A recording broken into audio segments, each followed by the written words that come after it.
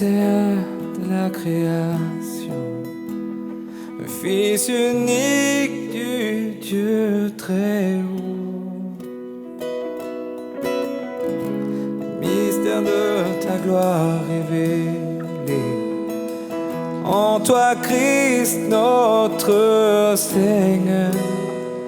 Oh, ce nom est si merveilleux, oh, ce nom est si merveilleux, le nom de Jésus-Christ mon roi. Oh, ce nom est si merveilleux, sa beauté sans pareil. Oh, ce nom est si merveilleux, le nom de Jésus.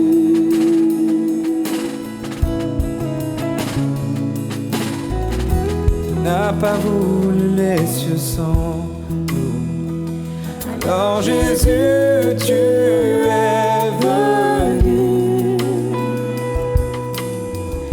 Ton amour a vaincu le péché, rien ne peut nous séparer. Oh, ce nom est si glorieux, oh, ce nom est si glorieux, le nom de Jésus-Christ mon roi. Oh oui, Oh, ce nom est si glorieux, sa beauté sans pareil. Oh, ce nom est si glorieux, le nom de Jésus. oh ce nom est si merveilleux, oh ce nom est si merveilleux, le nom de Jésus-Christ mon roi. Oh, ce nom est si merveilleux, sa beauté sans pareil. Oh, ce nom est si merveilleux, le nom de Jésus.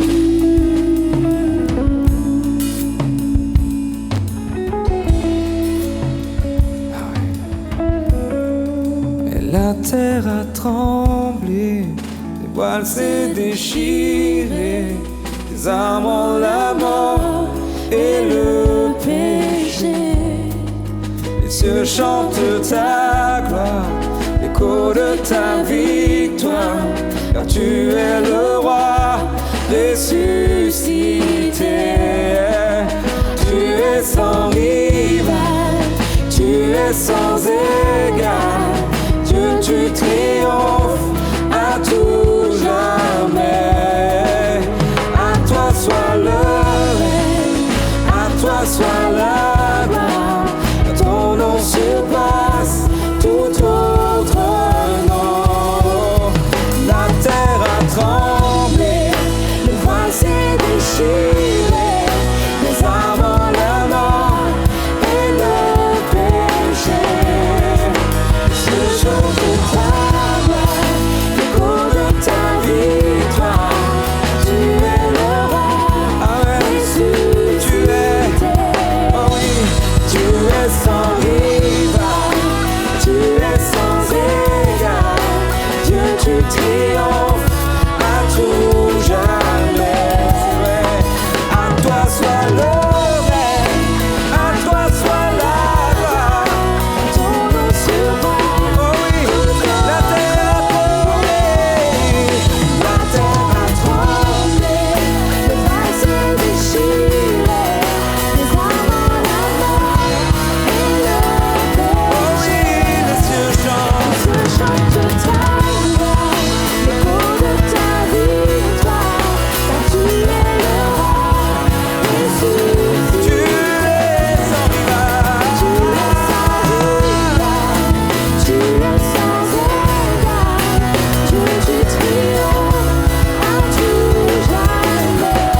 à toi le oh oui, à toi Seigneur.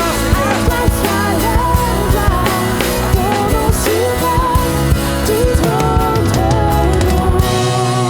Oh, ce nom est si merveilleux, oh, ce nom est si merveilleux, nom de Jésus. Oh, ce nom est si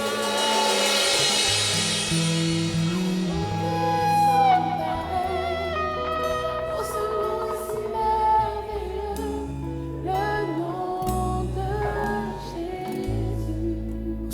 nom est si merveilleux, le nom de Jésus. Oh, ce nom est si merveilleux, Le nom de Jésus. ce nom qui libère, le nom de Jésus.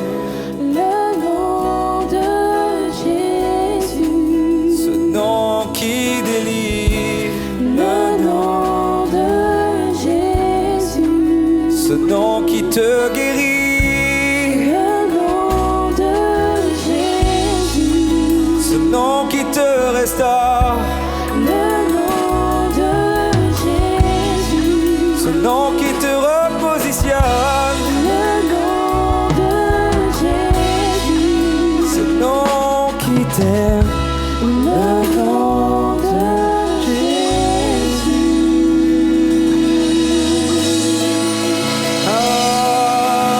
Acclamons le Seigneur Jésus.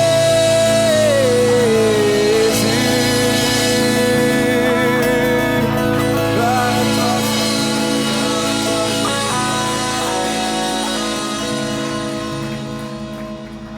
Alléluia, c'est un tel honneur d'entendre parler du nom de Jésus.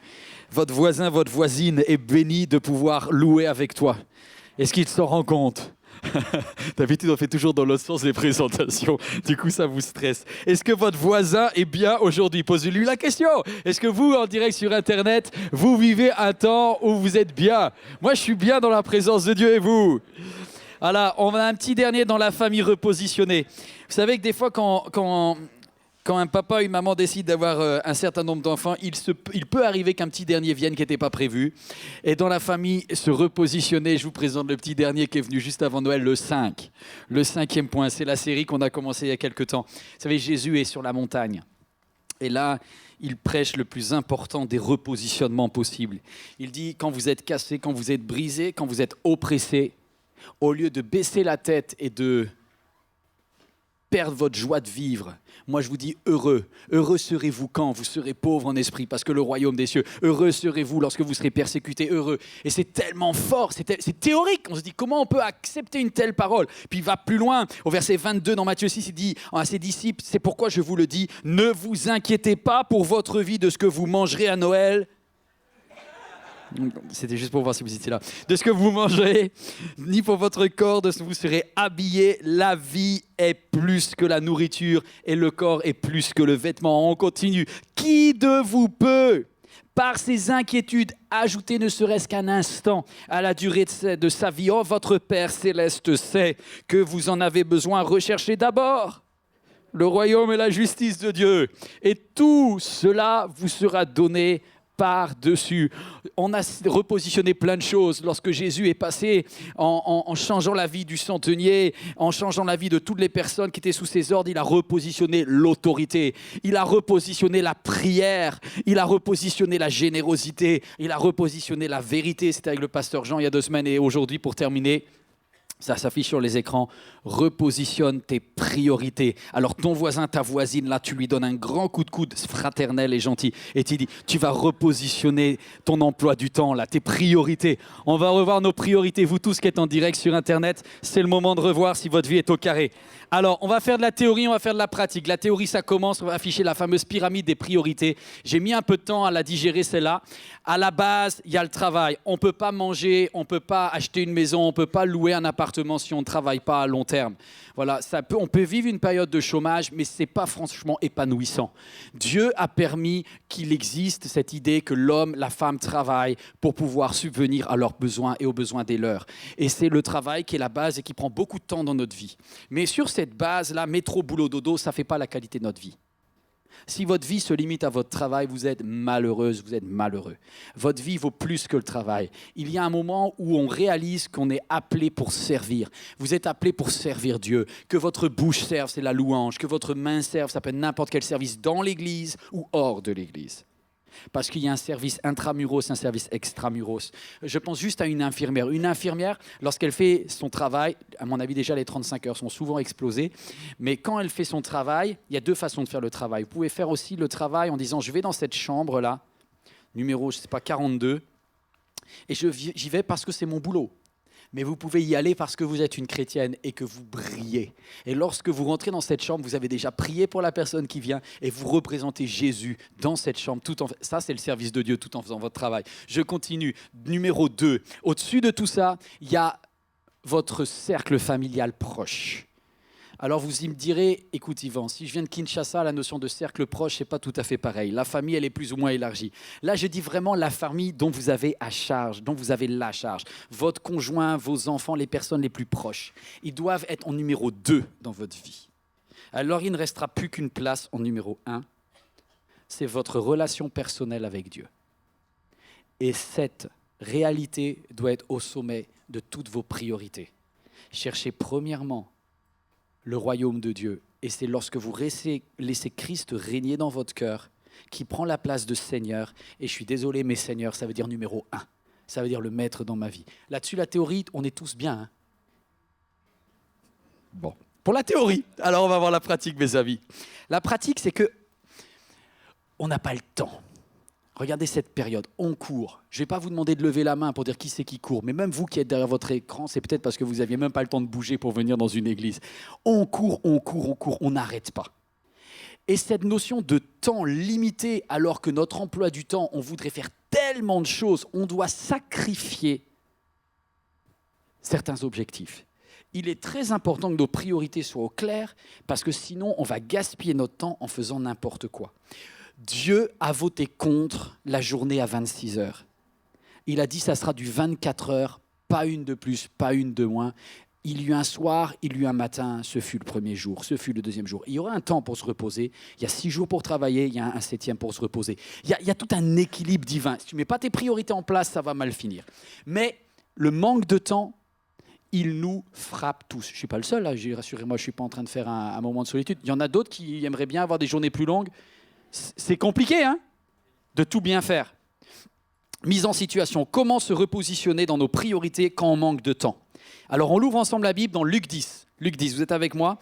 Alors, Jésus est en chemin avec ses disciples. Il entra dans le village et une femme du nom de Marthe l'accueillit dans sa maison.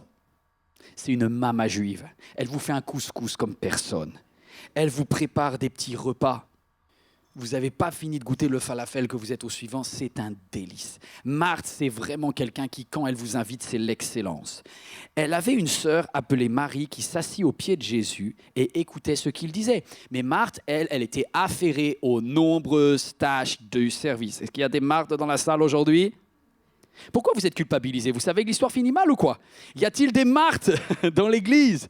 Vous avez le droit d'assumer, d'être des superactifs, d'être un superactif. Je suis un type Marthe. Il y a des personnes plutôt Marie, c'est plus contemplatif. Il y a des superactifs et il y a des super contemplatifs. Jésus aussi est quelqu'un qui a des moments de superactivité. Il est tellement superactif, Jésus, qu'il est obligé de prendre du repos. Il dit à ses disciples des fois, venez à part, j'ai besoin de me reposer. Et là, dans cette période, ce qui va stresser Marthe, c'est qu'on ne peut pas préparer un repas pour Jésus en 3 minutes. On ne peut pas avoir le Messie, le Christ chez soi et pas faire un repas qui déchire. Et ça lui met une pression folle parce que le temps, dans 2 heures, tout doit être sorti du four. Or, il n'y a pas de four micro-ondes. On ne peut pas décongeler du Findus. On ne peut pas faire ça au Messie. Et de toute manière, ça n'existe pas. Donc, elle est stressée parce qu'elle sait que pour chauffer un four à l'ancienne, avec les pierres, avec le feu, avec son système, ce n'est pas garanti. Il faut être vigilante 24, 7 jusqu'à ce que le plat soit sorti du four. Et elle est stressée parce qu'elle se dit, dans 2 heures, il faut que tout le repas soit fait. Mais ce qu'on ne réalise pas, parce qu'on dit Jésus est éternel, il a tout le temps qu'il veut. Au moment où elle prépare ce repas, Jésus est à 6 jours de donner sa vie sur la croix. C'est-à-dire que pour Marthe, il reste 2 heures pour faire un repas, mais pour Jésus, il reste 6 jours de vie sur la terre. Et vous savez, lorsque votre temps est compté, si aujourd'hui on s'arrêtait un instant et je vous posais cette question, il te reste 6 jours à vivre, tu fais quoi? J'aime autant vous dire que dans votre emploi du temps, il y aurait du ménage. Enfin, du ménage. Vous feriez le ménage dans votre emploi du temps et vous feriez peut-être moins de ménage d'ailleurs. Mais on a une priorité qui apparaît comme essentielle. Tisser des relations impacter notre cœur, c'est ça qui compte. Et pourtant, voici comment Marthe va réagir. Elle est tellement obnubilée par son couscous qu'elle survint et dit « Seigneur, cela ne te fait rien que ma sœur me laisse seule pour servir? Dis-lui donc de venir m'aider !» Et Jésus lui répondit « Marthe, Marthe, tu t'inquiètes et tu t'agites pour beaucoup de choses, mais une seule est nécessaire. Marie a choisi la bonne part qui ne lui sera pas enlevée. » Voilà un conflit entre deux sœurs sur un problème de gestion du temps. Et dans les familles, dans les couples, combien de conflits ont lieu parce qu'on n'est pas d'accord sur les priorités et sur la gestion du temps? Combien de conflits dans les entreprises, combien de conflits dans l'église à cause de la gestion du temps? Alors laissez-moi avoir un petit moment de nostalgie. Je vais aller récupérer mon tableau de prof.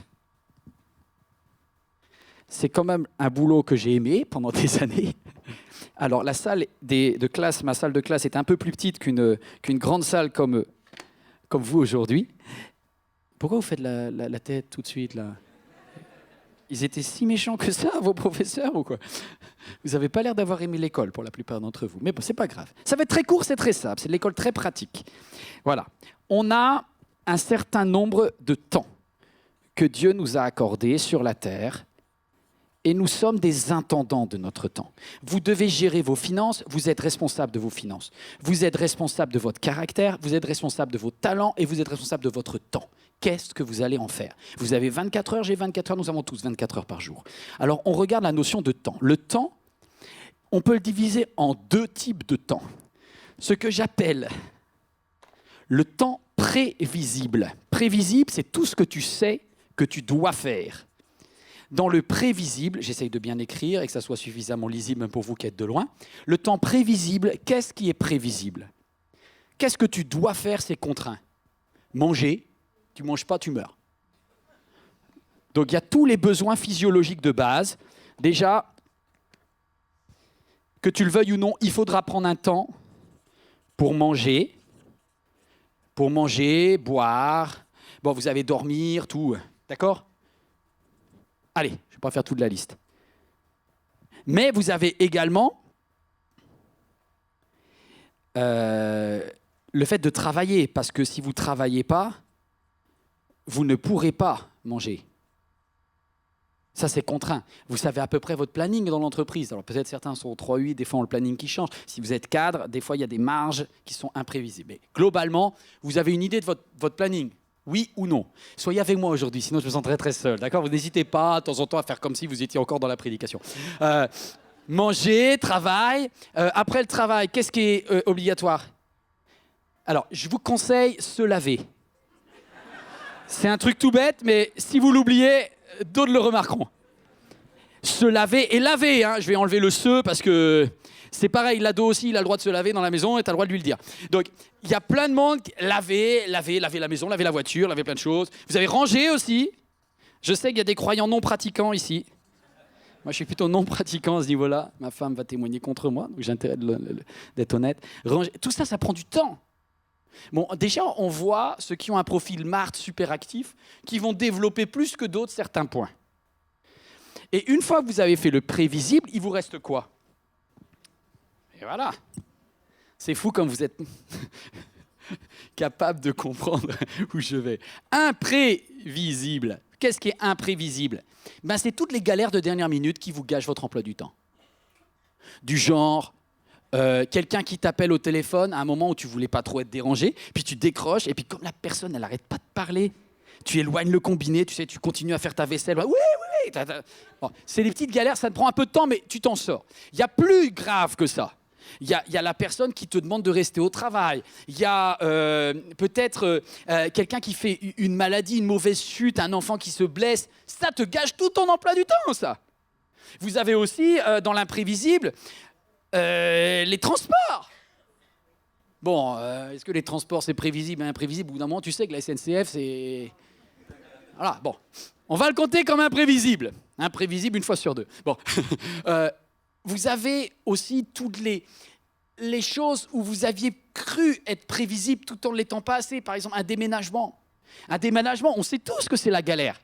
Et on se dit, il faut qu'il loue le fourgon et tout ça. Et une fois que tu as déménagé et que tu es chez toi, tu te dis, il va falloir faire suivre tout le courrier. Et comme la poste a perdu ton adresse, Tu vas devoir faire 3 fois la procuration ou je ne sais pas quoi. Sans parler du vol de ton sac à main ou de ta carte bleue et de faire l'opposition au papier. Et là, tu n'en peux plus parce que ça prend 2-3 jours. Tu dois aller au commissariat, mais ils te disent « Non, madame, il fallait faire une pré-plainte en ligne. » Et puis tu dis « Ah !» Bon, on oublie ça. Ça, c'est l'imprévisible. Une fois que vous avez fait le temps de base, 24 heures, que vous avez enlevé à ces 24 heures, j'ai pas mis le dodo, hein, mais il faut penser à dormir aussi. D'accord ? Les martes, il faut penser à dormir. Vous avez enlevé ça, vous retranchez le prévisible, vous retranchez l'imprévisible et il vous reste. Alléluia. Égal, je me prosterne tellement c'est beau. C'est le temps libre. Et voilà le problème. C'est que si dans vos priorités, vous n'avez pas mis, vous savez, dans le temps avec Dieu, le temps avec vos proches, qui sont les plus importants, si vous les avez mis dans le temps libre, il est très possible que ça moins ça, égale 0. Égale pas de temps. Et c'est pourquoi on peut se faire piéger tout en étant de... Pardonne-moi, Seigneur. Mais une fois, tu rates ton temps avec Dieu, tu dis, je rattraperai demain, Seigneur. Et le lendemain, c'était pire, parce qu'il y avait les courses de Noël, puis le truc, c'est, je rattraperai, etc. Et il y a une phrase de Bruno Picard que j'aime beaucoup, est-ce que c'est possible de la mettre ? Ne sous-estime pas ce que tu tolères aujourd'hui, car cela deviendra ton standard demain. Vous comprenez ça ? Il y a un moment où, à force de reporter, vous savez, il y a un mot qui est un peu compliqué, procrastination. Le fait de remettre à demain ce que je devrais faire aujourd'hui, en français courant, ça s'appelle le glandouillage. C'est le fait de te laisser un peu aller. Et ça, si tu n'es pas intentionnel dans l'organisation de ton temps prévisible et de ton temps imprévisible, c'est foutu. C'est pareil pour tes finances d'ailleurs. Vous savez, il y a toujours un moment imprévisible. Mais prévoyez l'imprévisible un petit peu. Bref, le temps libre, si vous laissez au Seigneur que ce qui reste, il ne restera rien. Si vous laissez à votre conjoint ce qui reste, il ne restera rien. Combien d'amoureux ont dit à leur chérie au moment où ils étaient fiancés ? Tu sais, avec moi, on fera un resto en amoureux chaque mois. Le dernier, c'était en 2012. Parce que si tu dis on le fera dans notre temps libre, et que le temps que tu passes avec ton conjoint, qui est catégorie 2 en termes d'importance, si tu ne le mets pas là, tu ne le feras pas. Donc mettez en place, c'est bon, j'arrête la leçon. Là-dessus, moi aussi, je dois travailler très fort. Hein. Seigneur, donne-moi de bien réorganiser mon temps. Parce que mon temps, je suis un intendant du temps que Dieu m'a donné. Vous êtes d'accord avec ça ? Alors on est parti dans la pratique maintenant. Numéro 1 dans la pratique, fin de la partie théorie, deuxième partie, la partie pratique, Marthe. Une femme au service des autres. Elle est extraordinaire, cette Marthe. C'est une femme qui aime servir et qui prend soin. Elle accueillit Jésus dans sa maison. Elle avait une sœur appelée Marie qui s'assit au pied de Jésus et qui écoutait tout ce qu'il disait. Marthe était affairée dans les nombreuses tâches du service. Que vous comprenez qu'il y a une femme qui est debout, Marthe, et qui bosse, et qu'il y a une femme qui est assise et qui fout rien, pardonnez-moi l'expression, qui s'appelle Marie. Et que le fait que quelqu'un travaille fort alors que l'autre soit à côté et qu'elle soit assise, ça crée une certaine forme de déstabilisation. Et il va falloir se repositionner parce qu'elle va être déstabilisée. Point 1, déstabilisation. Qu'est-ce qui va déstabiliser Marthe ? C'est l'attitude de sa sœur par rapport à son attitude à elle. Combien de conflits dans les couples, dans les familles, dans les églises, dans les entreprises sont liés par cette comparaison entre celui qui est en train de faire et celui qui on a l'impression qu'il ne fait pas. Alors on continue par rapport à Dieu, je vais plus loin. Elle survint, c'est tellement fort qu'au bout d'un moment, elle explose et elle dit là, ça va plus. Elle se lève, elle survint, elle dit à Jésus, Seigneur, cela ne te fait rien que ma sœur me laisse seule pour servir, dis-lui donc de venir m'aider. Alors, avant de critiquer Marthe, avec toutes les prédications que j'ai entendues sur les pasteurs qui ont dit du mal de Marthe, Marthe c'est vraiment ma copine, et puis moi en plus, donc j'en ai marre d'être agressé, parce que Jésus a été vraiment gentil avec Marthe, il n'a rien dit de mal, d'accord ? Non, Jésus n'a rien dit de mal à Marthe, on va le vérifier tout à l'heure. Il a dit juste que Marie faisait mieux. Mais Marthe, elle vient parce qu'elle a une force. Quelle est la force de Marthe ? Avant de critiquer Marthe, reconnaissons son point fort. La force de Marthe, c'est la recherche de l'excellence. Toutes les personnes ici qui sont comme Marthe, elles aiment le travail bien fait. Et vous voyez, il y a deux façons de faire le couscous. Tu peux faire le couscous à la façon Marthe. 2 heures de travail, des petits légumes mijotés, la semoule juste cuite parfaitement, l'agneau, je ne sais pas qu'est-ce qu'elle mettait dedans à l'époque, mais peut-être juste les petites galettes de blé. C'est magnifique. Et puis, vous avez aussi le couscous version étudiant, première année, célibataire, de type masculin, seul dans sa chambre, un dimanche soir. Ça, c'est couscous garbite. D'accord ? C'est pas parce que c'est marqué couscous royal que c'est vraiment royal. Hein. Méfiez-vous des étiquettes. On a l'impression que ça sonne comme la Méditerranée, mais c'est pas fait en Méditerranée. Et là, ils te disent poulet et merguez express 6 minutes. Y a-t-il quelque chose de bon qui peut sortir en 6 minutes ? Testé et désapprouvé. Franchement, le couscous garbite, ça a des limites. Et Marthe, elle vous servirait jamais du couscous garbite, d'accord ? Elle vous sert du couscous qui est fait avec tellement d'amour et de professionnalisme que Jésus sait que s'il lui reste 6 jours et donc plus que 6 repas du soir, il vient chez Marthe parce que chez Marthe, c'est bon. Allez, Marthe, si vous dites pas amen, là, vous allez déprimer tout le reste. Parce que là, je suis en train de vous complimenter et je dis tout ce que je peux de bien, là. Comme Jésus, et je pense que Jésus a fait exprès de venir chez Marthe. Et il est heureux d'être... Franchement, il vaut mieux aller manger chez quelqu'un qui cuisine bien, non ? Ceux qui n'ont pas dit oui, vous êtes que des hypocrites. Elle est extraordinaire, sauf que... Alors c'est vrai, Marthe, je dis une dernière chose positive. Elle a compris une règle, c'est que le travail, ça paye. Et combien de fois Jésus dans la Bible honore ceux qui travaillent ? Combien de fois Christ parle du service ? Ayez un esprit de service. Faites les choses bien. Faites les choses... À chaque fois, il dit, quand vous faites pour quelqu'un, quelque chose, faites comme si vous le faisiez pour Dieu. Mettez un standard, une excellence dans tout ce que vous faites. Tout ce que vous faites, de la plus petite chose à la plus grande chose, faites-le comme si c'était pour Dieu. Et c'est ce que fait Marthe, et ça, c'est excellent.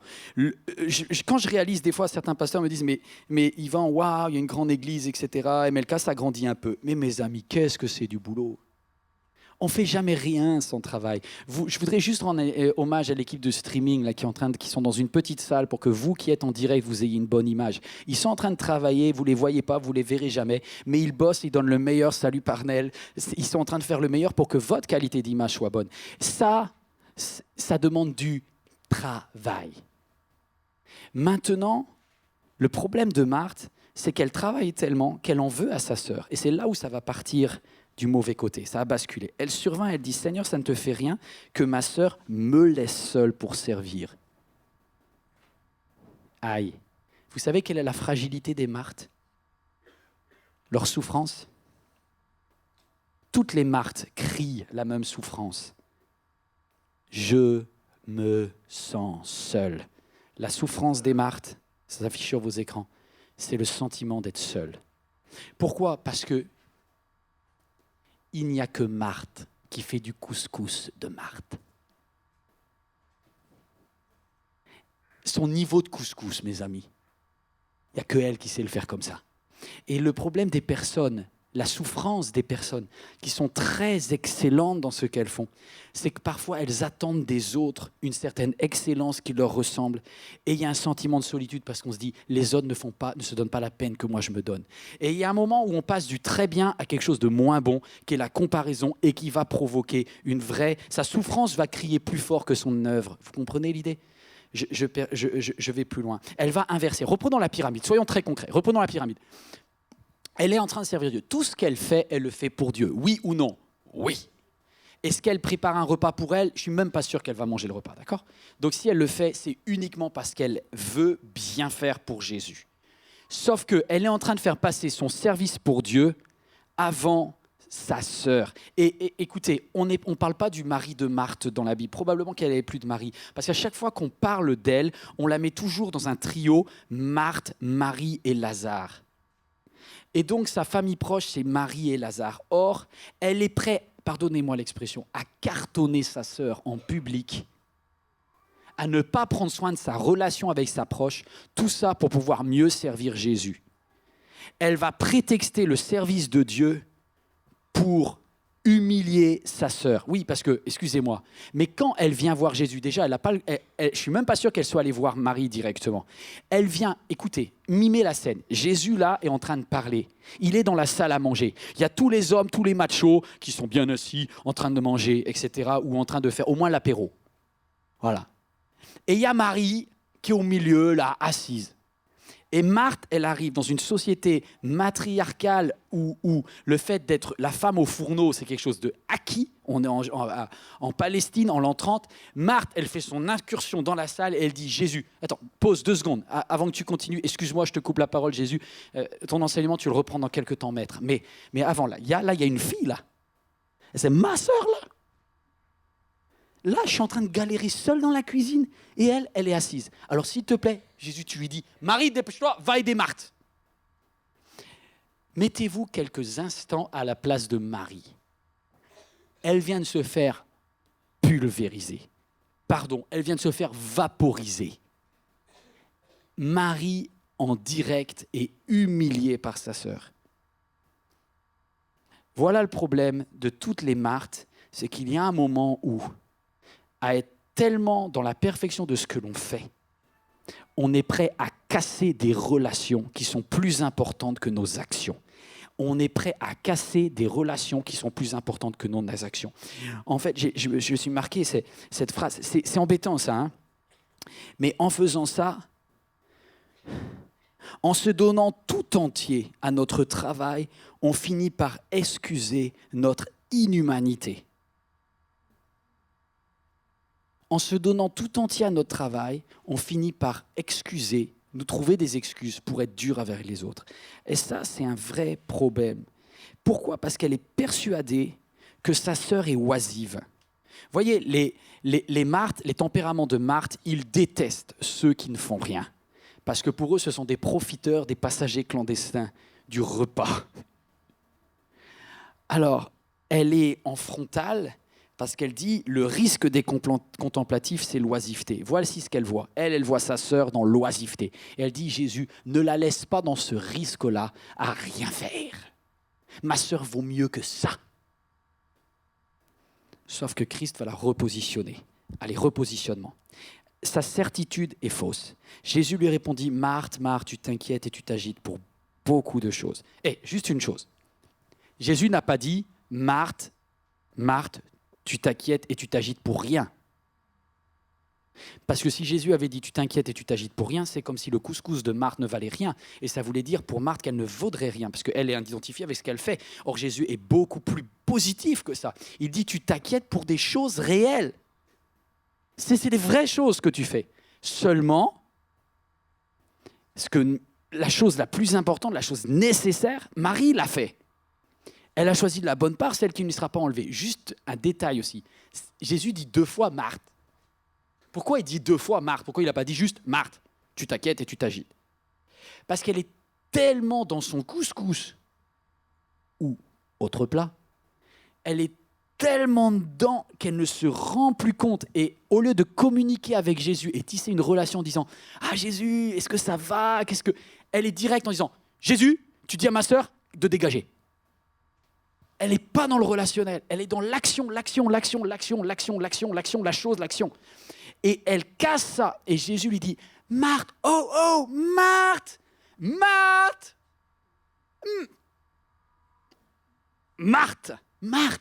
Et il aime Marthe. Dans Jean 12, il est dit que Jésus aimait Marthe, il aimait Marie, il aimait Lazare. Il n'est pas contre Marthe, il aime Marthe. Il sait qu'elle est géniale, cette femme-là. Sauf qu'elle est en train de casser les priorités. Je reprends la pyramide. Elle est en train d'inverser ma famille proche et le service pour Dieu. On est dans un souci, là. Mais je vais plus loin. Elle est en train de faire carrément le bascule de 3 à 1. Parce qu'au lieu d'être relationnelle avec Christ, elle devient uniquement « Christ, je t'aime parce que je te sers ». Au lieu d'être « Je t'aime Christ parce que toi et moi, je suis ta fille ». Tu vois, dans ta relation avec Dieu, il y a un moment où on peut voir Dieu en tant que servante au lieu de voir Dieu en tant que fille. Je ne sais pas si ça parle à quelqu'un. Pendant longtemps, moi, je me suis vu plus comme un serviteur que comme un fils de Dieu. Or, quand je prie, La Bible dit commencer en disant notre Père. Mon positionnement ne doit pas être mon Seigneur. Oh, je sais, je vous ai déjà dit, j'ai beaucoup de mal avec ça. Je commence souvent mes prières en disant Seigneur, Seigneur. Mais c'est parce que je ne réalise pas qu'il est mon Père. Avant d'être mon Seigneur, il est mon Père. Avant d'être un serviteur, je suis un fils. Je ne sais pas s'il y a un amen à ça, s'il y a quelqu'un qui voit ce que je veux dire. Mais on a des soucis avec ça. Surtout les martes. On a Dieu comme Seigneur au lieu de l'avoir comme... Et là, je dois faire ma relation avec Dieu vaut plus que tout. Vaut plus que tout. Le risque pour les superactifs, c'est de ne pas investir dans les relations. Alors, moi, je ne sais pas si vous avez réussi, mais moi, j'ai grandement échoué. Surtout au début de l'église MLK, j'ai beaucoup fauté. Et je vais donner mon exemple comme un contre-exemple afin que vous ne fassiez pas les erreurs que j'ai faites. J'ai connu des pasteurs et j'ai reproduit ce système.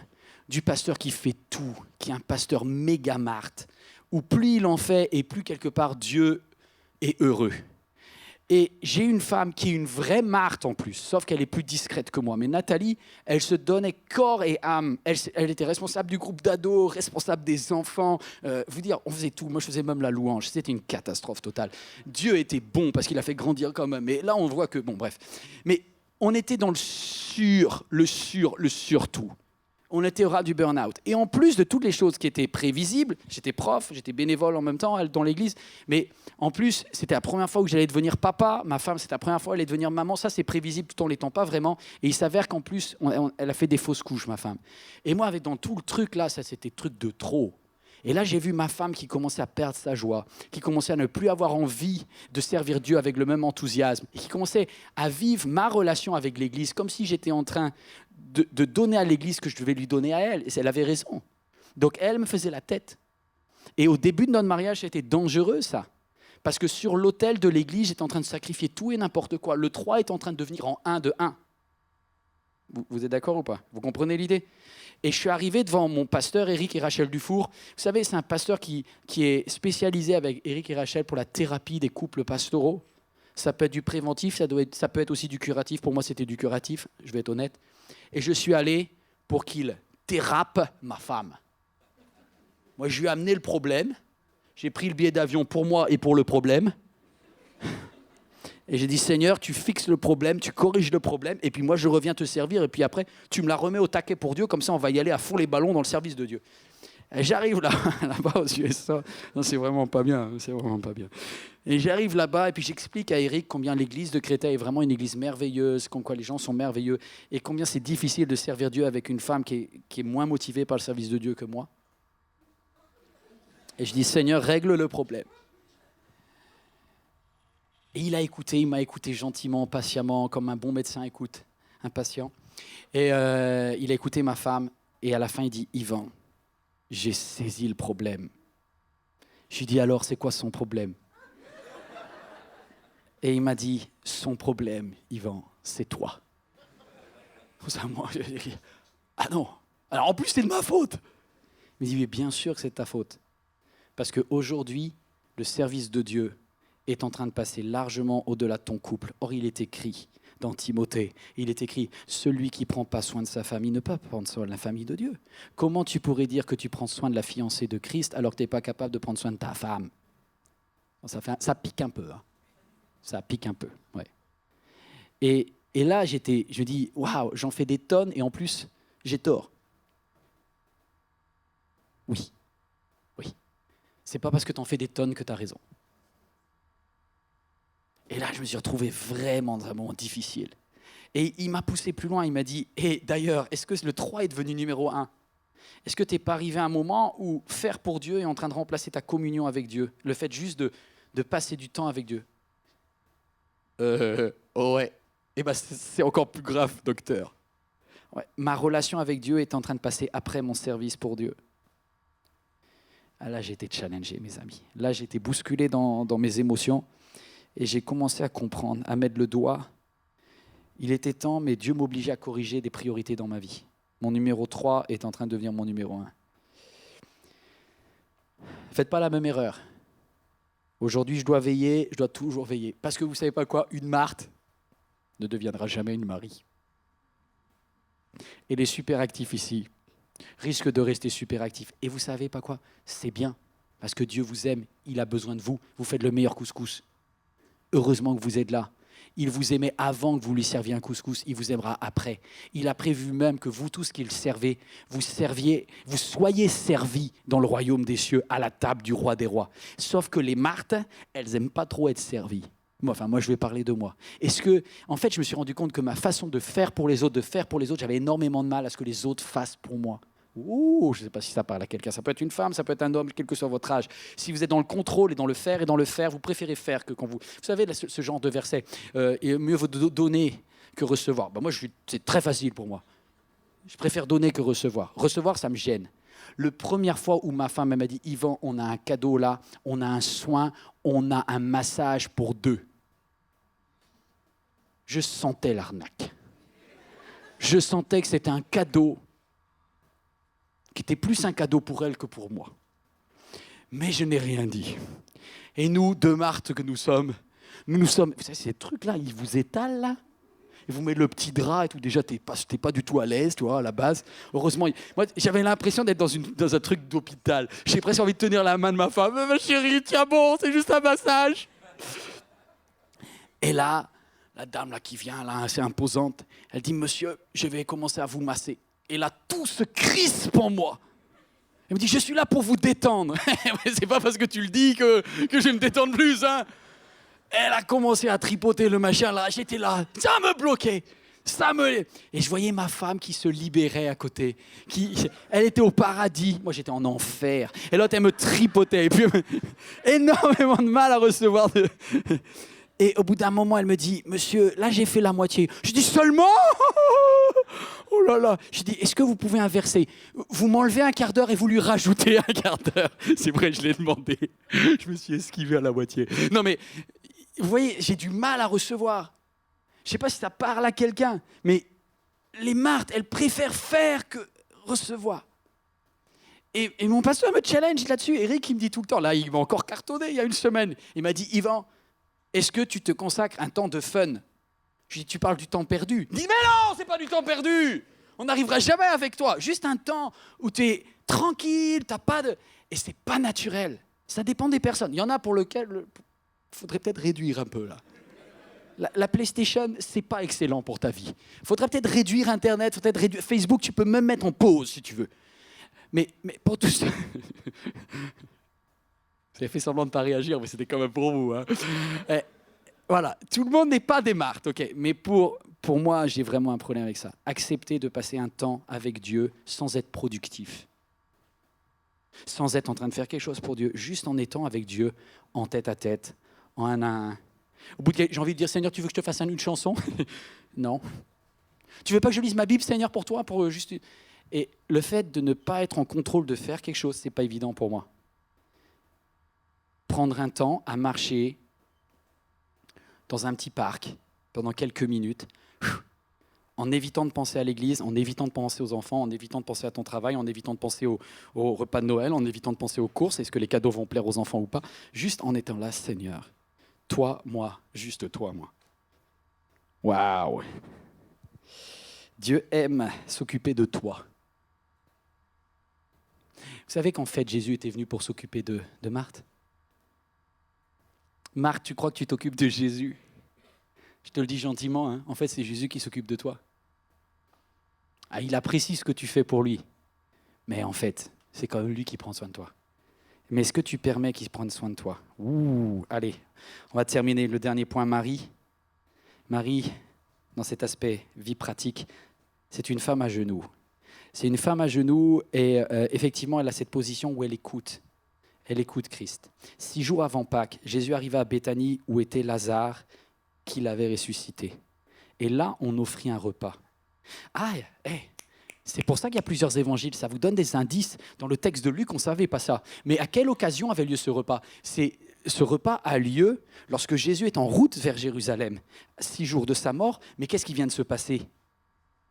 Lazare vient de ressusciter. Et c'est pour ça que Marthe fait un festin à Jésus. Parce que c'est sa façon à elle de lui dire « Mais Jésus, mais merci, tu as ramené mon frère à la vie. Il était mort et maintenant il vit. Mais je vais te faire le meilleur repas de ta vie. » C'est pour ça qu'elle se met une pression de fou. Et Lazare, lui, en bon macho, il est à table. Lazare était parmi ceux qui se trouvaient à table avec lui. Donc Marthe, elle est à la cuisine et Lazare, il est à table. Et où est Marie? Eh bien regardez, Marie, elle n'est pas là. Parce que Marie, elle n'apparaît pas dans le décor. En fait, ce qu'a fait Marie, c'est qu'elle s'est éclipsée pendant quelques minutes pour aller chercher quelque chose. Vous savez ce qu'elle est partie chercher? Elle est partie chercher un flacon. Elle est partie chercher un flacon et elle l'a fait, et c'est juste avant la mort de Jésus. Elle est partie chercher un flacon, un demi-litre de parfum de nard pur très cher, et elle versa sur les pieds de Jésus, lui essuya les pieds avec ses cheveux, et la maison fut remplie de l'odeur du parfum. Ça gâchait l'odeur du couscous, mais à mon avis, c'était fait exprès. Et elle va essuyer les pieds de Jésus avec ses cheveux. Et qui c'est ici? Non, il ne faut pas lever la main, mesdames, si jamais vous êtes concernés. Qui met du parfum sur ses pieds avant de les mettre sur la tête? Il faut être bête quand même. Vous avez vu ça ou pas? Elle a mis le parfum sur les pieds. Non, ça vous fait rien, vous faites super peur. Vous avez peut-être des... Mais c'est pas logique. En plus, quand tu mets du parfum qui coûte une blinde, tu fais pas couler le demi-litre. Mais Marie, elle est complètement à côté. Elle n'est pas logique dans sa tête. Il y a Marthe qui est hyper organisée. Tu vois, elle va calculer les proportions pour que la cuisine, ça soit parfait. Et il y a Marie qui vient, qui ramène du flacon, là, et qui, boum, elle pète tout le flacon. Sur les pieds, au lieu de l'être sur la tête, elle essuie avec ses cheveux. Et elle vient de dépenser une somme phénoménale. Et là, on se dit, franchement, quel gâchis. Et tout le monde commence à critiquer Marie. Donc déjà qu'elle venait de se faire exploser par sa sœur quelques minutes avant, ou après d'ailleurs, et là maintenant, devant tout le monde, il y a Judas et tous les super intendants financiers qui disent « Mais c'est n'importe quoi, c'est du gaspillage !» Regardez là, ce qui est affiché après. Et voilà comment les autres vont réagir. Être bien positionné ne te protégera pas des critique. Elle est dans la bonne attitude, mais ça paraît n'importe quoi au moment où elle le fait. Parce que personne ne comprend que Marie soit en train de dépenser une telle somme et de le vider sur les pieds. Et du coup, tout le monde est en train de la critiquer et baver sur elle. Quelques-uns exprimèrent leur indignation entre « à quoi bon gaspiller ce parfum ?» Mais être bien positionné dans tes priorités, ça évite le vrai gaspillage. Pourquoi? Parce que tout le monde est en train de parler et ils sont tous en train de... Ils ont tous faux et ils pensent, en jugeant Marie, qu'ils ont raison, ils ont tous tort. La seule qui n'est pas en train de gaspiller, c'est elle. Et on va le voir pourquoi. Jésus dit, laissez-la. Pourquoi lui faites-vous de la peine? Elle a fait une bonne action envers moi. Oh.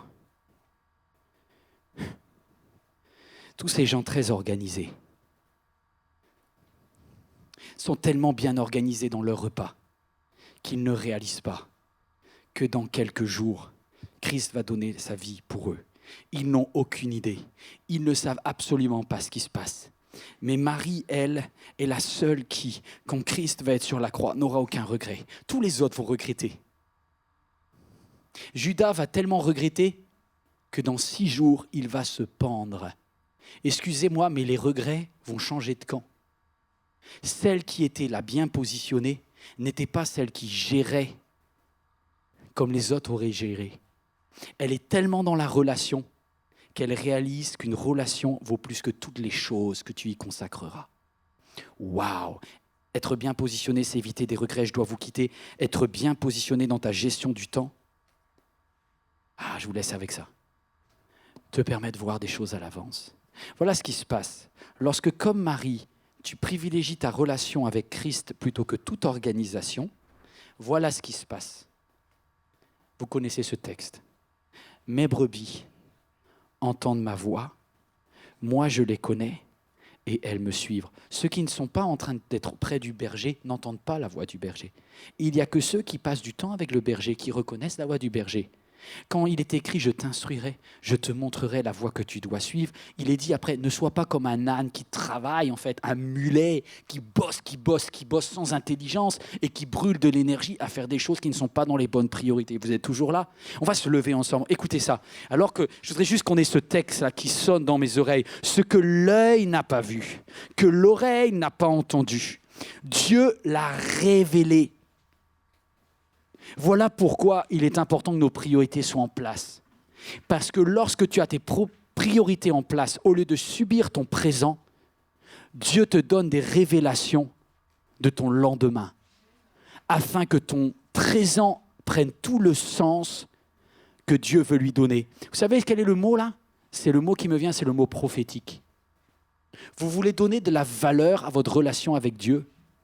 Lorsque vous priorisez votre relation avec Dieu au-delà de toute relation autre, ce qui se passe, c'est qu'il y a une connivence, une intimité qui grandit entre toi et Dieu. Ah là là, ça c'est bon ça.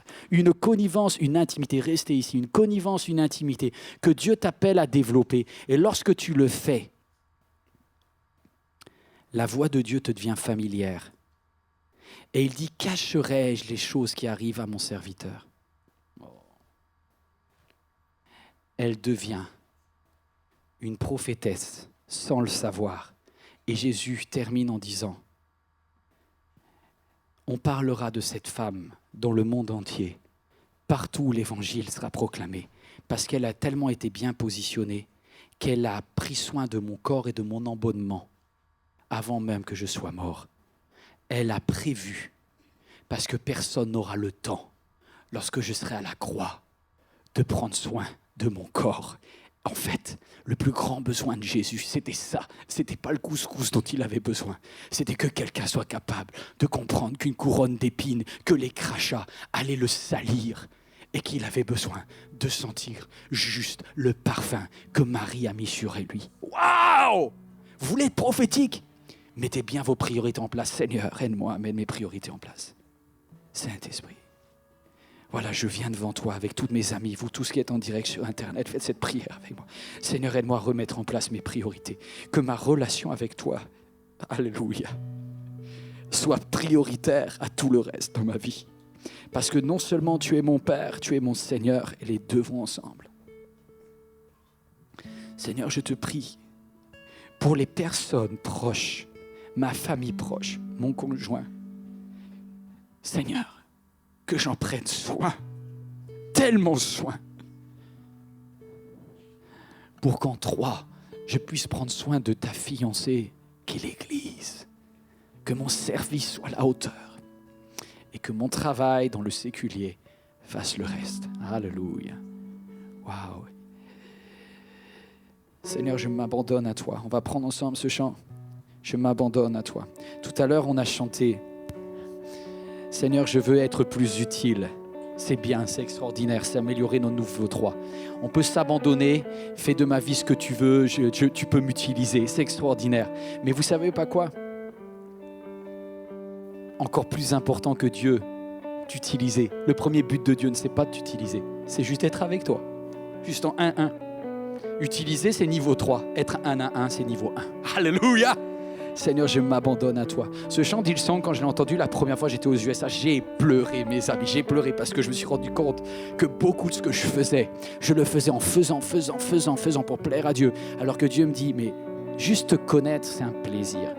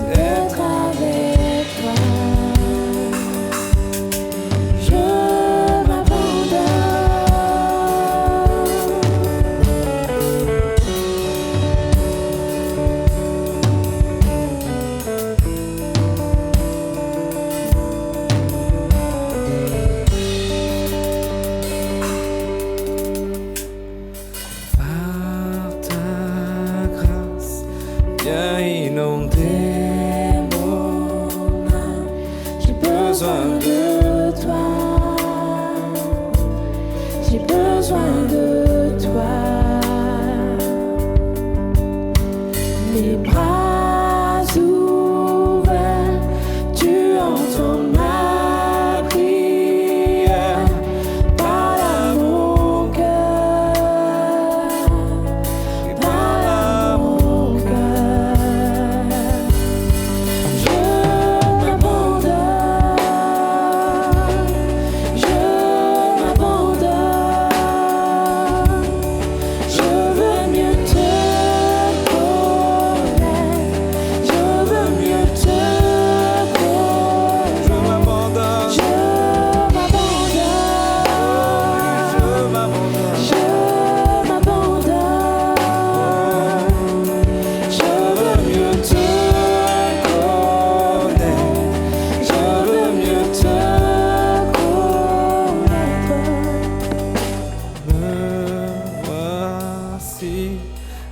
genoux devant toi, j'abandonne tout,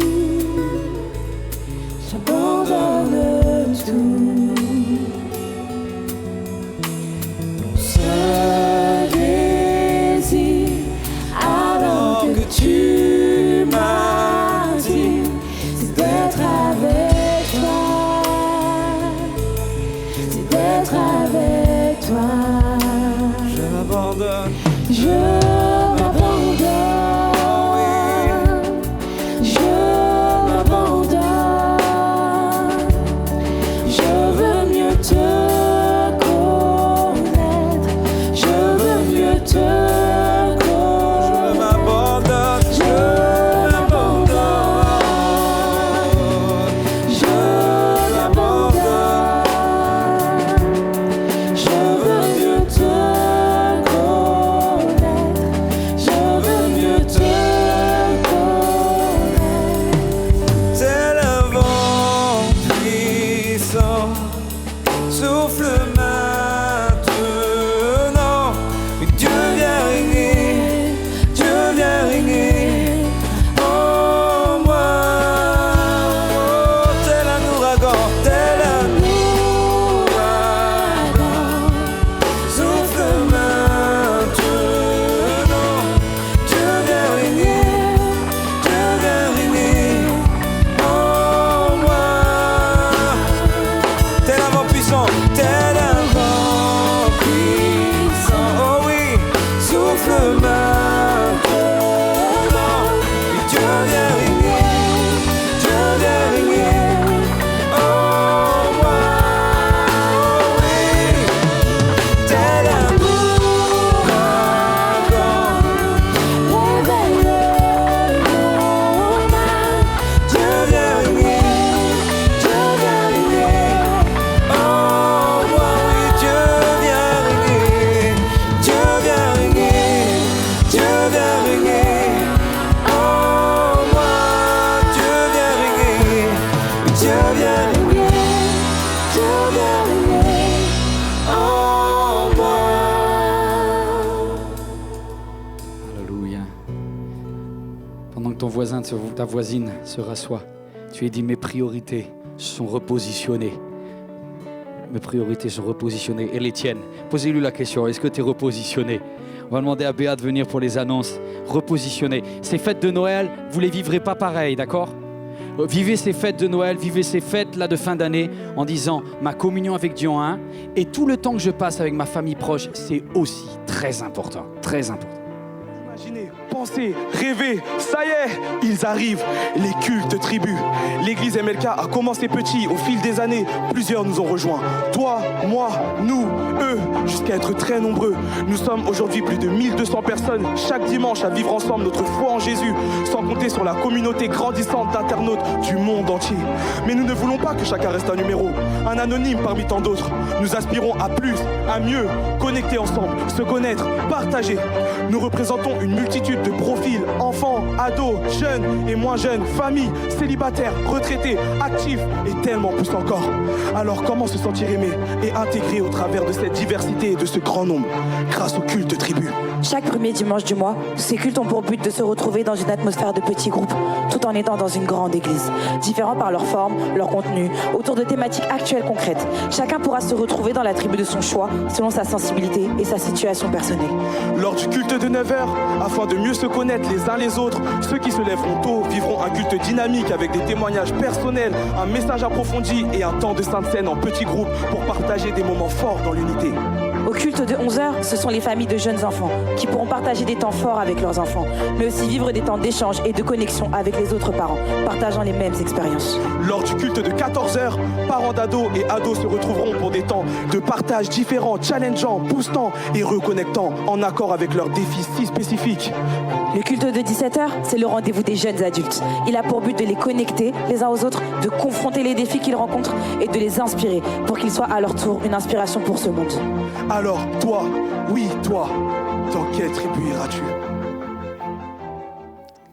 Cher ami, j'espère que ce message vous a fait du bien et que Dieu vous a parlé pendant que vous regardiez cette vidéo. Vous avez décidé de vous approcher de lui, n'hésitez pas à aller plus loin.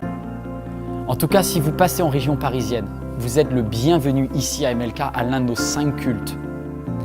Si vous désirez nous suivre sur églisemlk.fr, vous aurez accès à tous nos messages, également sur la chaîne YouTube ou encore sur Facebook. Vous êtes le bienvenu à chaque fois, c'est un plaisir de vous recevoir. À très bientôt j'espère. Merci.